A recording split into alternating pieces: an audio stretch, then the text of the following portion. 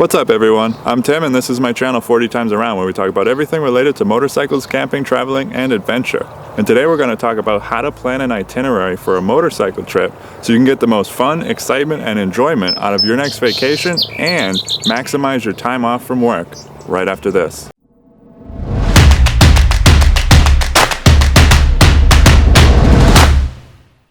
So just to start off, if you have the time and freedom to roam without a plan, that's great, and I wish I had more opportunities to do things like that. However, pre-planning will help make things more efficient and more relaxed if you have a limited amount of time.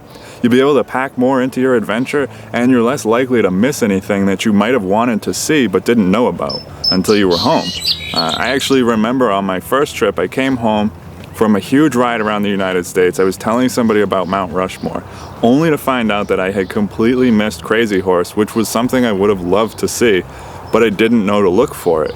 So a little pre-planning can avoid something like this. Now, it's important to note that an itinerary for a motorcycle trip should be a loose guideline and should be considered more of a fluid plan rather than a hard timeline. There should be room for discovering things you didn't know about. There should be time to spend longer somewhere than you had originally planned because you were enjoying it more than you expected. And this is just something to keep some structure and just kind of keep you moving forward, and just so you don't get distracted along the way. Something to make sure you fit in most of what you want to see and do, and you don't end up selling yourself short in the long run. So let's talk about some of the key points to planning an itinerary. You need to consider first, how many days do you have? Also, how many miles total will you be riding approximately? In other words, let's say you have 2 weeks off and you want to ride from New York to San Diego and back, so we're talking roughly almost 6,000 miles. Is this realistic? Will it be enjoyable? Are you overextending yourself? In my opinion, that trip already sounds like a nightmare, and I wouldn't waste much more time planning out the details of a 2-week back and forth across the United States trip. Now, of course, this can be done, but you won't see much and you won't spend much time off the bike, enjoying the places you're traveling through. Evaluate the bigger picture first and then dial in the details. So let's say you can get an extra 2 weeks off because your boss is a nice guy and he wants you to take your big adventure. Now we're getting to a more reasonable idea. Still, it's a little tight, so let's consider that you want to stop and see every big city from New York to San Diego, going across the 70, down the 44, and then across the 40.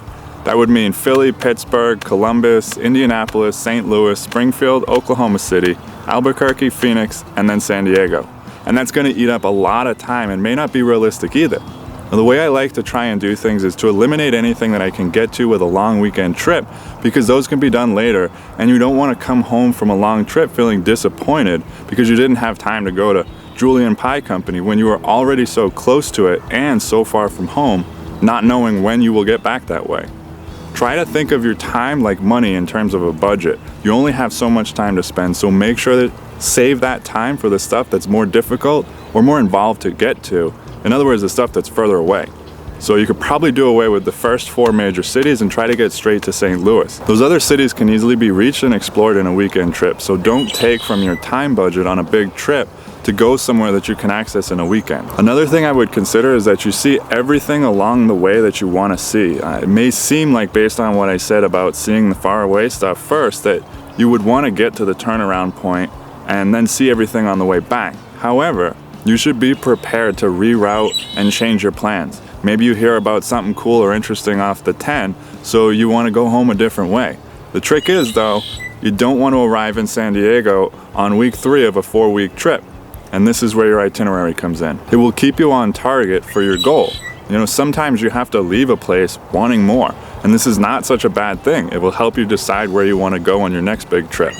The itinerary will help you make those tough decisions to leave a place you discovered and loved for the sake of making it to the rest of your destinations. And maybe your vacation next year will involve a little more time in the city you really enjoyed.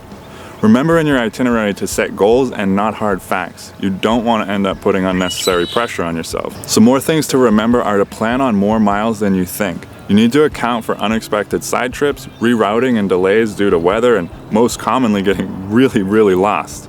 Put in a few days where you don't plan on any miles at all, depending on the length of the trip. And these days should be flexible to move around where you need them for either a day off to rest or to make up for some lost time. So for each day, I like to plan a point A and a point B and any highlights along the way that you want to see. Also, any specific routes you want to take to get there, And then also include your mileage for the day, a few potential campsite areas or towns that you might be able to find a hotel in. Just be sure you're not booking your hotel too far in advance. That way you save yourself the pressure of having to get anywhere. Just be careful, because I found myself in places like Moab, for example, where there was an event going on in town and there were no hotels with any rooms left. And it was already late at night, and so moving on wasn't really an option. Another reason I like to have potential campsites in mind is that if there's somewhere that I really want to camp specifically and I'm on a tight schedule, it might be worth it for me to push an extra 50 miles so that I can camp there instead of waking up to a 50-mile day, which is limiting if I really want to camp there. Also, make sure to include in your itinerary any important facts. For example, ferry operating hours. Now, some ferries will only run from, say, 8 a.m. to 5 p.m. So if you want to catch the last ferry, you need to keep that in mind as you're planning your day. Also, be ready to make adjustments on the road. This is just meant to be an outline and a guide. And you may also want to consider planning your routine maintenance for your motorcycle into your itinerary and possibly finding a shop close to where you'll be when you're due for service. So this is what my itinerary looks like from my 5-week trip back in 2016. And as you can see, it includes departure and return dates, total mileage, total budget, and a plan for each day, including start and stop locations, mileage, route, potential places to sleep. And it also includes ferry times and certain events I was getting to. Now, if you haven't seen my video from that trip, I'll link to the abridged version right here. Definitely check that out when you're done watching this video. Now, this is another itinerary I planned where I was coordinating to meet other people on the road. I also have BMW dealerships with contact information near where I would be due for an oil change or service. So that's what my itineraries look like. Typically I stay pretty close to sticking to them, but like I said, there is a lot of flexibility built into them to account for unexpected moments and experiences, good and bad. Okay, so that's everything about itineraries. Hopefully this helped you guys out if you're planning a trip for the summer. If you got something out of this video, make sure you hit the like button. Don't forget to subscribe if you guys want to see more videos about motorcycles, camping, traveling, and adventure. Don't forget to hit the little bell, that way you guys don't miss anything whenever I post something new.